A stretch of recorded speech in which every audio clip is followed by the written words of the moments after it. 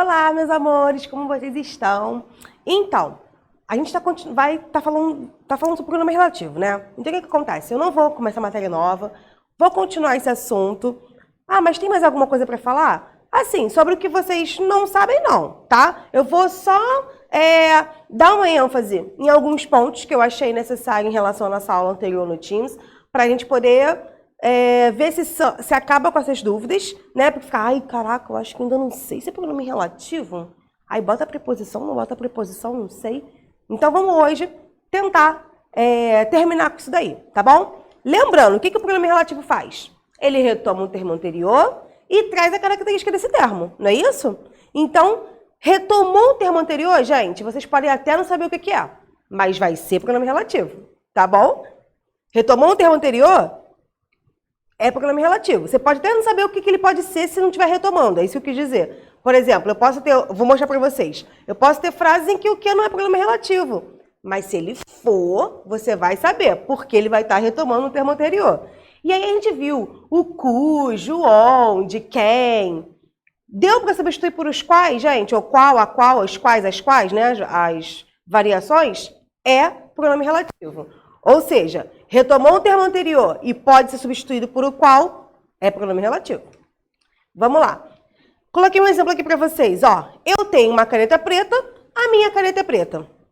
E aí, eu tô querendo dizer o quê? Que a caneta é minha e ela é preta, né? E aí, para não ficar com essa repetição, o que eu posso fazer? Eu coloquei duas opções. A caneta que eu tenho é preta ou tem uma caneta que é preta. Nas duas orações aí, o que está retomando a palavra caneta e apresentando a característica dela, que é preta, tá bom? Só que com alguns verbos, porque ali o verbo, qual é o verbo? Ter, né? Eu tenho uma caneta que é preta, a caneta que eu tenho é preta, né? Tem o verbo ter e o verbo ser. Não tive problemas, o que satisfez aí com tranquilidade. Porém, alguns verbos, eu posso precisar da preposição, porque a regência dele pede isso. O que é regência? Desculpa. É quando o verbo, ele precisa se ligar ao complemento dele com preposição, lembra? Por exemplo, quando eu falo assim, eu gosto de chocolate. Eu não tenho como usar o verbo gostar sem a preposição de, né? Eu gosto de chocolate, eu gosto de você, eu gosto de viajar, eu gosto de praia. Repara que eu não tenho como falar essas coisas sem o de, sem a preposição de. Ah, eu gosto de chocolate. Não, o verbo gostar, ele pede um complemento com preposição. E aí isso vai valer também para o nosso pronome relativo. Se ele estiver junto com um verbo que vai pedir preposição, eu vou usar o pronome junto com a preposição por conta do verbo. Olha só, a caneta que eu tenho é preta. Verbo ter, quem tem alguma coisa, tem alguém, não precisa de preposição. A caneta que gosto está em casa. Quando a gente fala assim, a caneta que gosto está em casa, ok, você comunicou. Só que na hora de escrever tem que se preocupar. Por quê? Quem gosta, gosta de alguém ou de alguma coisa. Então você precisa de colocar o de ali, tá? Por isso que eu até destaquei em azul. Outro exemplo, a caneta que... Eu repeti, desculpa. Vamos ver. A caneta que eu tenho é preta, a caneta que eu gosto... É isso, a caneta que eu prefiro. Quem prefere uma coisa, né? Eu prefiro uma coisa a outra. A caneta que eu prefiro é preta, ok, tá? Outro exemplo, quando eu tenho o pronome quem. Lembrando que o pronome quem sempre se refere a pessoas, tá? Não vou usar o pronome quem se não estiver se referindo a pessoa. O rapaz que eu amo chegou. Quem ama, ama alguém. Beleza, ama alguma coisa. Agora ali, ó, o segundo e terceiro exemplo. O rapaz em quem confio chegou. Por quê? Quem confia, confia em alguém, em alguma coisa, né? O rapaz quem confio chegou? Não dá nem pra gente falar assim, né? O rapaz quem sonhei chegou? Não, você poderia falar o rapaz que sonhei, o rapaz o qual sonhei. Mesmo assim, você vai usar a preposição com, mas para falar pode.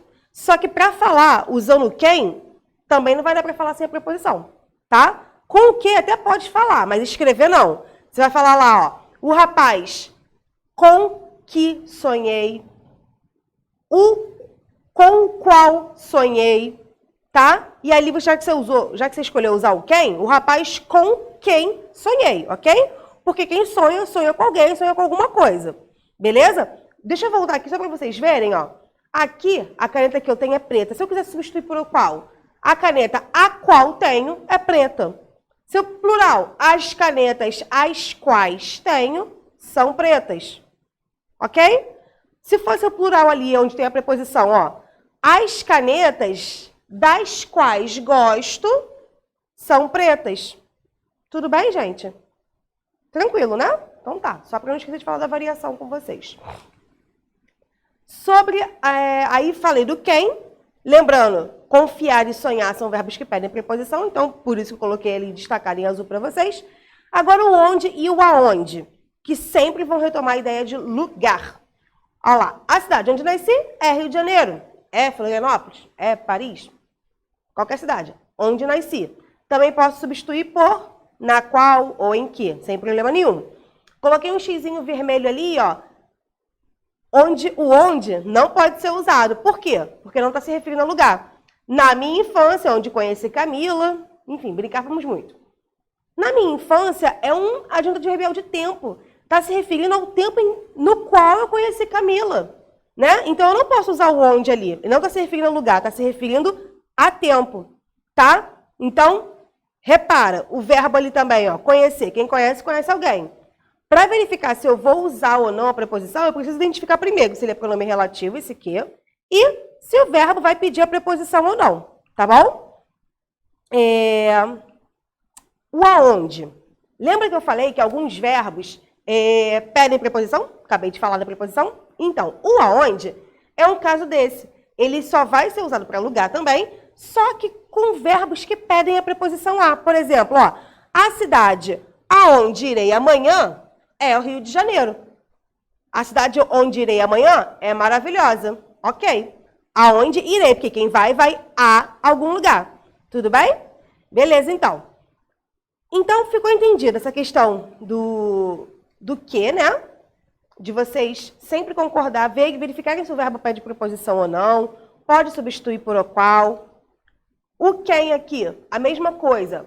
Olha para o verbo, vai pedir preposição? Preste atenção. Se vocês repararem, o quem não vai vir sem preposição. Tá? Eu coloquei ali, ó, o rapaz que eu amo chegou. Não tem como eu falar o rapaz quem eu amo. Né? O rapaz o qual eu amo.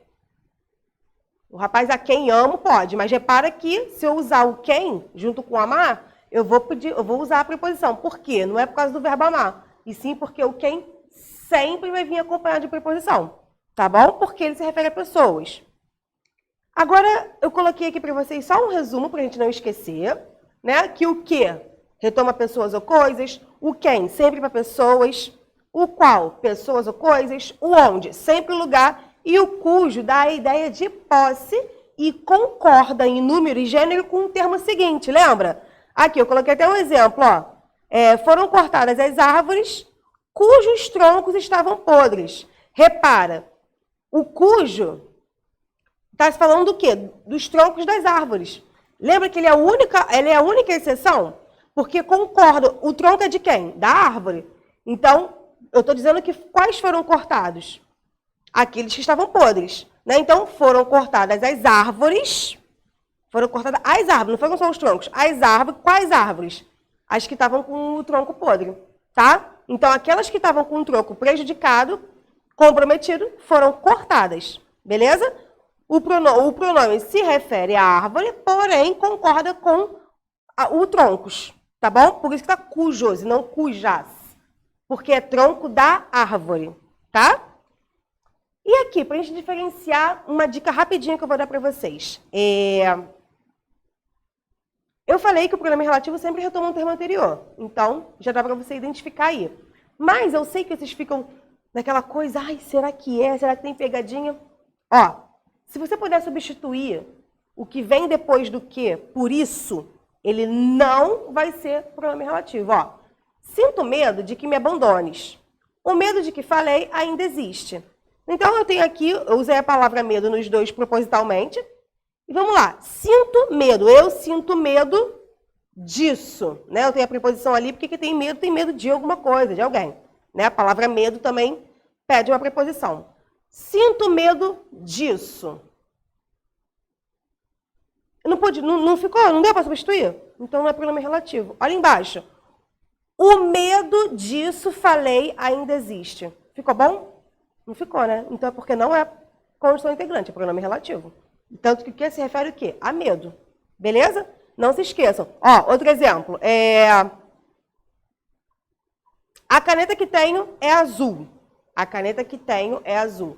A caneta isso é azul. Não fica bom. É pronome relativo. A menina de que gosto é maravilhosa. A menina de que gosto é maravilhosa. A menina disso é maravilhosa. Também não ficou bom. A cadeira da qual te falei já está comprada. A cadeira disso já está comprada. Também é pronome relativo. Deixa eu ver outro com conjunção integrante. Eu desejo que você venha à minha casa. Eu desejo isso.